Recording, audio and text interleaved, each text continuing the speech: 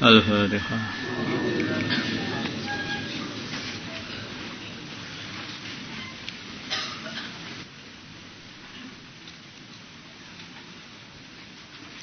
Bismillahirrahmanirrahim. Bahsul Masail Senin 3 Safar 1442 Hijriah 21 September 2020 Masehi. Nomor 1, bagaimana hukum memakan daging bekicot? Bekicot itu hewan yang biasanya nempel di pepohonan ya, pohonan atau di semak-semak begitu,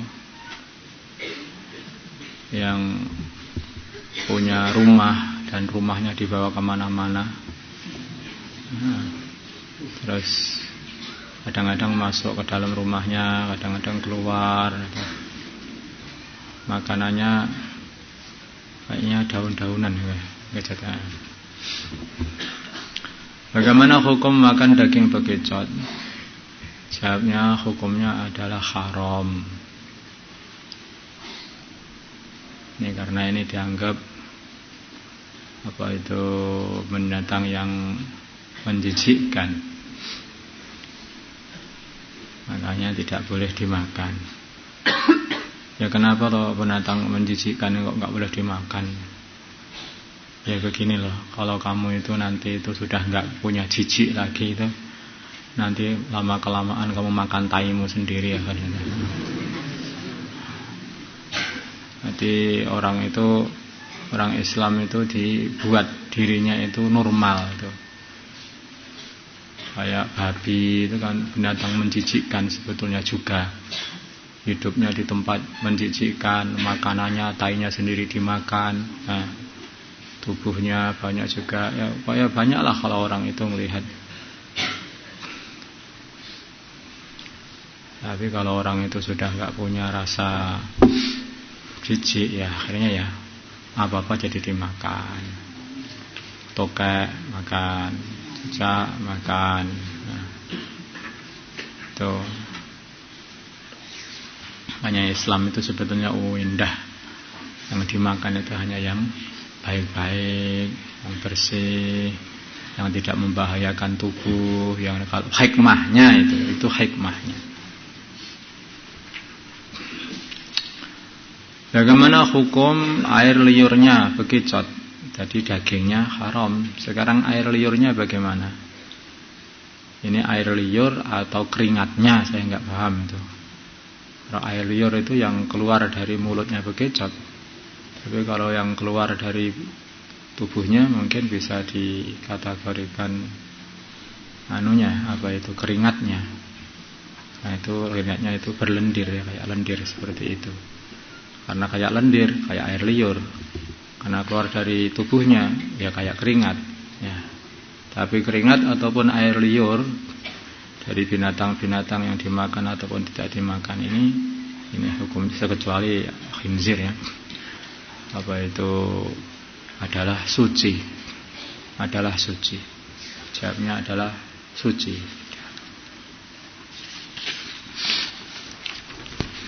Tiga, masalah nisan. Sudah menjadi kebiasaan di berbagai daerah untuk dapat mengenali kuburan keluarganya, maka mereka menancapkan batu nisan di kuburan tersebut. Di sebagian daerah ada yang kuburnya hanya diberi satu nisan, kayak kuburan-kuburan pahlawan itu kan hanya satu nisan. Dan ada yang diberi dua nisan sekaligus, atas dan bawah. Pertanyaan, bagaimana hukum memberi tanda kuburan dengan batu nisan? Apakah sunnahnya dengan satu nisan atau dua nisan? Jawab, hukumnya ini sunnah juga. Tapi menurut jumhurul ulama, sunnahnya hanya dengan satu nisan saja. Nisannya itu hanya dikasih satu saja. Ada satu imam lagi yang menurut Imam Mawardi saja ini, itu sunnah juga dengan dikasih dua nisan. Tapi kebanyakan ulama satu. Nisan itu hanya satu.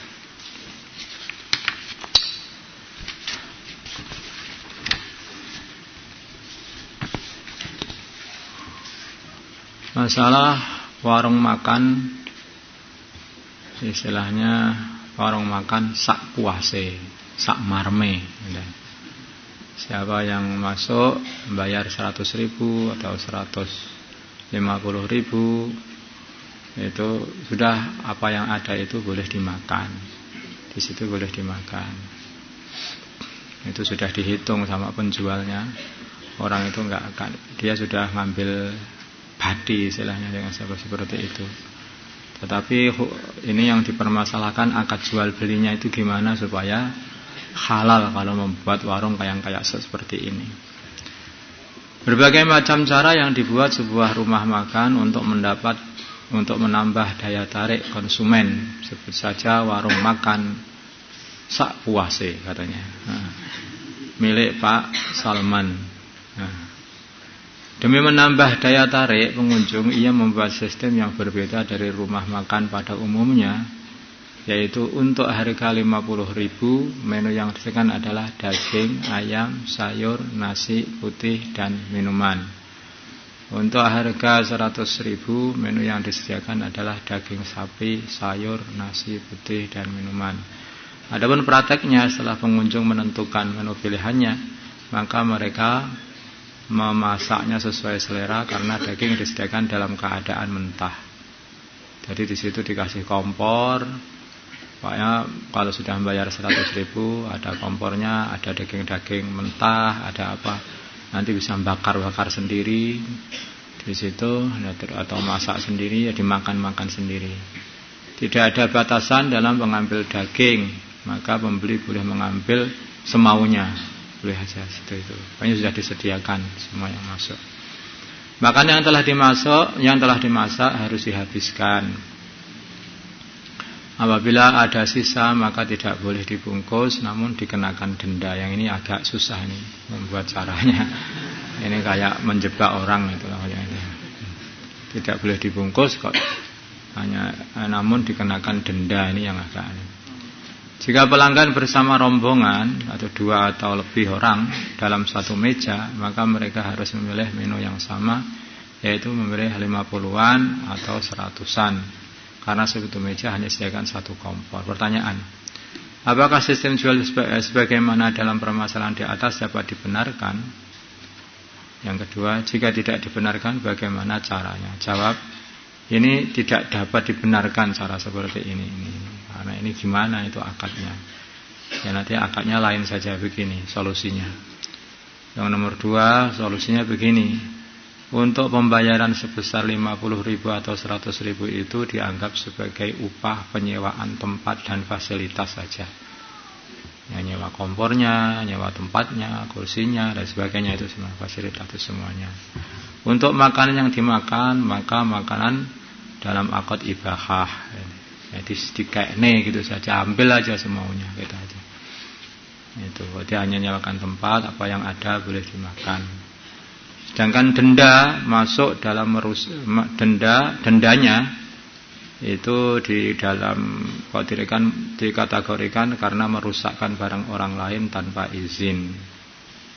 Ini yang mungkin agak susah ini masukkannya, itu gimana? Ini.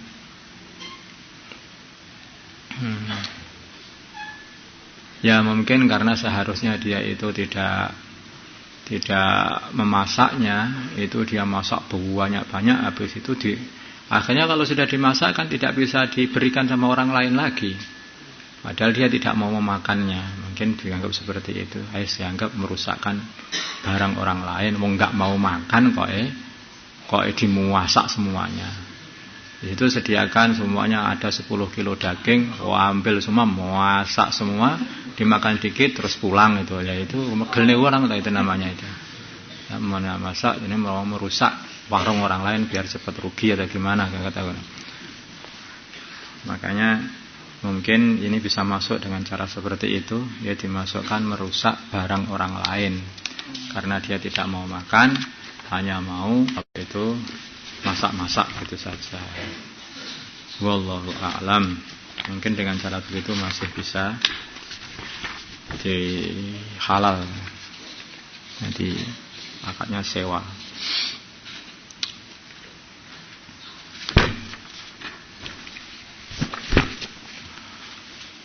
اللهم صل على سيدنا محمد وعلى سيدنا محمد وصليت وسلمت وباركت وترحمت على سيدنا إبراهيم وعلى آل سيدنا إبراهيم بارك على سيدنا محمد وعلى سيدنا محمد وباركت على سيدنا إبراهيم اللهم ارحم أمة سيدنا محمد اللهم اغفر أمة سيدنا محمد اللهم أصلح من سيدنا محمد ألف بين قلوب من سيدنا محمد اللهم انصر أمة سيدنا محمد اللهم أنصر سلطانا نصيرا صلى الله على سيدنا محمد الحمد لله سيدنا محمد الحمد لله